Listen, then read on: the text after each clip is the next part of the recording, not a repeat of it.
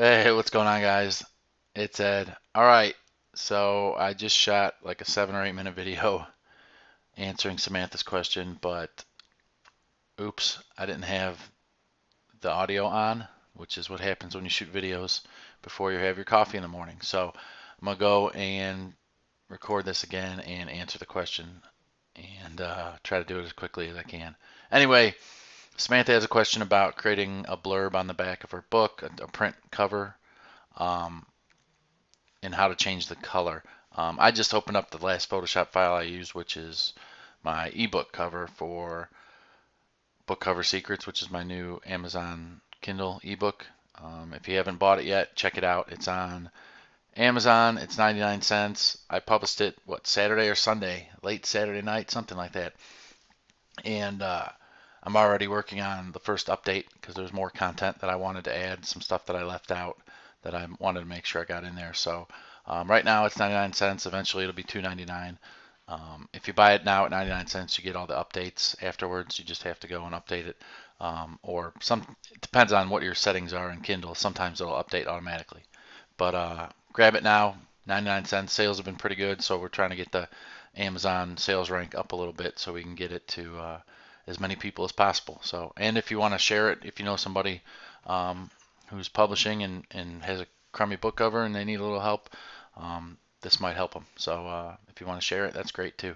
All right, so to Samantha's question, the first thing she's talking about, she wanted to know how to change the color. Like if this was the back of a print cover, you use the rectangle tool, or even better, the rounded rectangle tool to kind of give you this little rectangle, okay, that you can put text in. All right. Um, Samantha's question, I believe, specifically is about changing the color, and the easiest way to do that is, like if you're on the move tool here, I believe that's what's called the move tool, yeah. And you go here to rounded rectangle. Once you do that, all right, up here at the top, you should have this fill should show up, and if you just Um, this will have all your like recent colors or whatever is set in your swatches. But if you click here, you can pick any color or use the color dropper tool. So like if I were to just click here on the red, then now when I draw this rectangle, it'll be red. All right. Um, Now after I draw it, if I click fill, um, I can change it that way. So just go up here to fill, find that. There's other ways to do this. Photoshop has a million different ways to do things.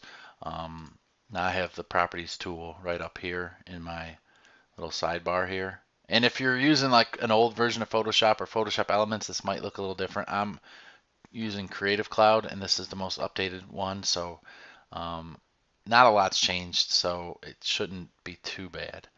But you might have to search around for this. The other thing you can do is if you go to Window and go to Properties, that'll open up this, and then you can click on, see how that color matches this color. Click on that.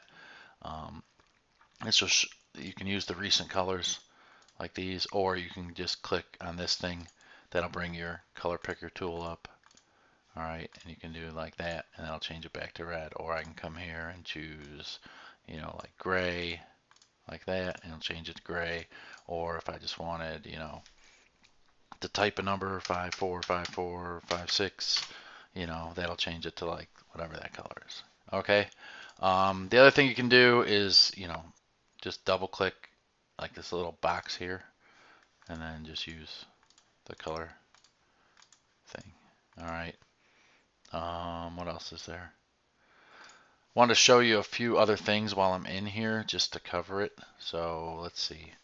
Go ahead and use my properties thing, and we'll change this back to white. All right. Yeah, that's my dog snoring in the background. If you hear that, I don't know if the mic's gonna pick that up, but if you hear snoring in the background, it's just my dog. He's lazy and he likes to sleep in. It's 9:30 and he's still asleep. So, I mean, he's been up, but he's back asleep. Anyway, I want to cover a few other things. The other thing, if you're doing like a blurb on the back like this, okay, is the other thing you might want to do is use like the opacity here and just kind of like you get that look where it's enough of like it stands out enough, but you can still see, like if you use a background image, you could still, like if this was the back of a cover and this was my blurb on the back, you'd still be able to see like the image behind it. All right. It'd be enough where any text I put on this would still stand out. You can use fill also. We'll dim it. All right, but opacity and fill, you can play with those till you get it right how you like. Okay. The other thing I wanted to mention, don't apply.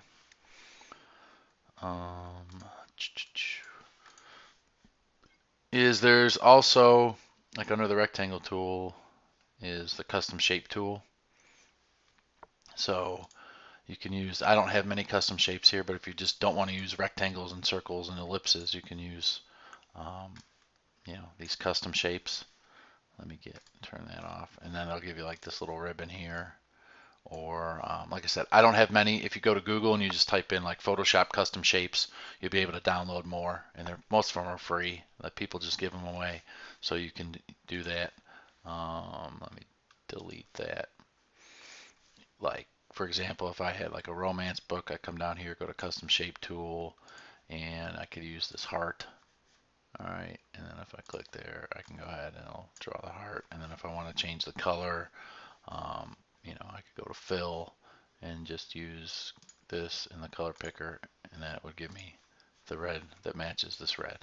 All right, and then I could like type my text in there. The other thing you wanted, and if I wanted to play with the opacity, I could do that. The other thing you might want to do is anytime you're using like one of these rectangles, it's probably a good idea to take that layer, come over here, right click, and rasterize it or rasterize it. I don't know how to say that word, how to pronounce it, but I believe it's rasterize, or yeah, and go ahead and do that, and that'll turn it into like more of a I forget exactly what it does. You have to Google it, but it'll help it, especially for a print cover. It'll make it more. It takes out some of the pixelization and it makes it easier when you blow it up to like a big size. All right, so if you want to know the real reason, just Google rasterize or rasterize text, and someone smart will tell you. I don't know exactly what it does, so um, you have to get that information from somebody else. All right, that's all I've got. Hopefully the audio worked this time. Like I said, Book Cover Secrets is out on Amazon. Bunch of good stuff in there. It's not just about DIY design either. It's about book cover design for everyone. So like if you don't even want to mess with um, your book cover and you just want to outsource it, this is still a good book for you because I'll tell you the best way to go about outsourcing it. Some people, over and over and over, you just hear people go to Fiverr, go to Fiverr, go to Fiverr. And well, there's other ways to do it, and I'll cover everything A to Z. The best way to do it, if you want to spend, if you've got $1,000 budget and you want to spend $1,000 on the book cover, get the best book cover designer available, I'll show you how to do that. If you've got $50 to spend on a book cover in your budget, I'll show you how to get the best book cover for $50. If you want to do the cover yourself just for fun or just because you're broke, all right, there's nothing wrong with that. I'll show you how to do that. All right. So the book cover covers, or book cover secrets, it covers all that book cover stuff pretty much from A to Z. And like I said, more content is being added now. I'm going to wait until probably Sunday, get as much in as I can, and then upload this latest updated version 1.1 or whatever you want to call it. So, or version 2, whatever I decide. And then it'll probably take Kindle a day or two to update at Amazon, and then you'll have it and with all the updated content.